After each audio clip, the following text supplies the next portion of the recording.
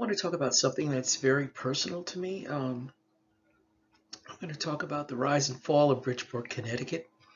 It's also known as the Park City because it had, at one point in time, the largest number of parks per capita of any city in America.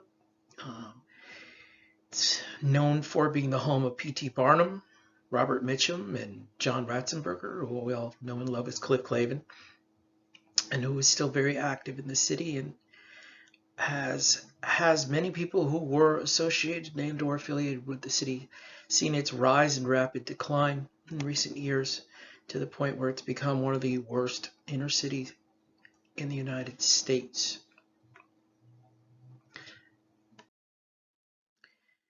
Bridgeport, Connecticut is located in an idyllic location.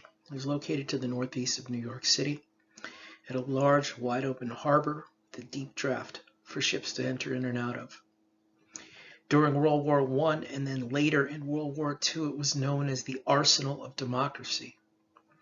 Such industry giants as Remington Arms, Bridgeport Brass, Voight, which made the Corsair fighter plane, Stanley Works, which was a major steel concern, and General Electric, which made many of the electronic components for most of the airplanes that were used and other military equipment, were located in Bridgeport, Connecticut. During World War II, they could not get enough laborers to work. Many of the people who worked in the plants worked at several different plants, or they would work in one plant during the week or another one on the weekend.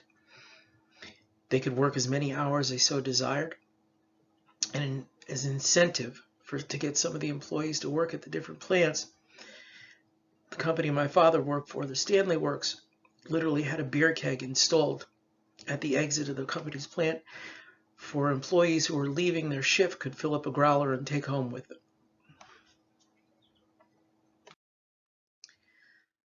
My father returned from World War II after being wounded in 1944 and went to work for Chansvot and then went to work for Carpenter Steel. I had 6 uncles who worked at Carpenter Steel at one point or another, along with about 10 or so cousins that also worked there at one point or another. It would not be unfair to say it was a family business. They all worked in the steel mill. By 1940, Stanley Works operated 2 mills in Bridgeport and employed about 1,000 workers on a 3-shift program. It produced 10,000 tons of steel a month, which it supplied to other Bridgeport manufacturers, as well as companies throughout Connecticut, New England, and along the East Coast. The Northeastern Steel Corporation bought Stanley Works late in 1954, and the Carpenter Steel Corporation took over and eventually expanded the steel mill when Northeastern went bankrupt in late 1957. After a series of layoffs, the Reading, Pennsylvania-based Carpenter Steel Company announced plans to close its Bridgeport plant in 1987. If you look at the picture on the bottom, the picture on the top shows the overview of what the plant looked like and how big the plant actually was when it was in operation. The picture on the bottom shows one of the later photos of what the plant looked like as it was eventually closed. When I started off this presentation, I was talking about the rise and fall, and I think nothing more epitomizes the rise and fall of the American Empire than the tale of Carpenter Steel and how it happened and why it occurred, which is what I'd like to address next. Carpenter Steel closed for one primary reason: greed, union and corporate greed. Steel workers, many without a high school diploma, made more than a teacher when the plant closed.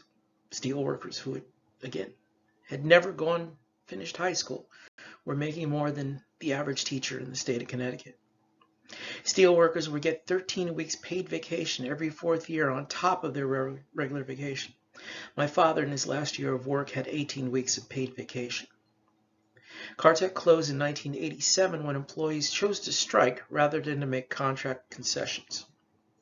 Management had asked that no pay raise for 2 years and small co-pays on medical insurance. Union leaders boasted how they would pay because they had just made $30 million in improvements to the plant. They failed to understand that another $300 million were necessary to meet new regulations, or the plant would have to close regardless. What union leaders failed to disclose to their membership prior to the strike vote was that the corporation had told them that they would need to make $300 million of improvements over the next several years in order to keep the doors open. Union greed and corruption is what led to the closing of the factory. My father, in his 39th and a half year, all of a sudden found himself at age 62 without a job and unable to get the full Social Security because he had not reached the age of 65 yet, and found himself seeking another job at the age of 62.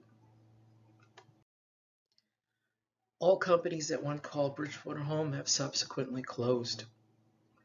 The arsenal of democracy now contains the worst ghettos in the state of Connecticut, and Bridgeport, like so many other cities in the Rust Belt, failed because of greed and ignorance by all parties involved.